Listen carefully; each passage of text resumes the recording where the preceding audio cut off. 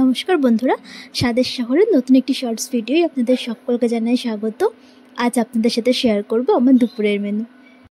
আজ দুপুরের মেনুতে তেমন কিছু বিশেষ ছিল না। রোজ রোজ কি আর রসিয়ে কষিয়ে এক গাদা রান্না করতে ভালো লাগে বলুন তো? তাও যদি আবার নিজের একার জন্য হয় তাহলে যেন আরও বেশি আলস্য লাগে। তো তাও যা ছিল সেটাই ভাবলাম আপনাদের সাথে শেয়ার করি। প্রথমে নিয়ে নিয়েছি গরম গরম ভাত, আর তার সাথে নিয়ে নিয়েছি এক টুকরো আলু সেদ্ধ। এই আলু সেদ্ধটা না দরকার ছিল না, না করেও অনেকগুলো পদে কিন্তু হয়ে গিয়েছিল। আমি বলছি আমি কেন নিয়েছিলাম তাও আলু সেদ্ধটা। আর এখানে নিয়ে নিয়েছি বেগুন পোস্ত, পেঁয়াজ আদা রসুন দিয়ে এই বেগুন পোস্তটা তৈরি করেছিলাম। এর সাথে ছিল গরম গরম গাঁদাল পাতার বড়া। গরম গরম ভাতের সাথে মুচমুচে বড়া খেতে কিন্তু বেশ লাগে।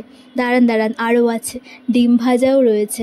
আর ডিমটার এখানে দুটো টুকরো আমি নিয়েছি, বাকি দুটো টুকরো রেখে দিয়েছি রাতের জন্যে। আর আগে যে বলেছিলাম আলু সিদ্ধ দেওয়ার কারণটা পরে বলছি। এই আলু সিদ্ধটা দেওয়ার কারণ হচ্ছে আমরসুন তেল। এই আমরসুন তেলটা দিয়ে গরম গরম ভাতের সাথে আলু সিদ্ধ দিয়ে খেতে যে কী অসাধারণ লাগে।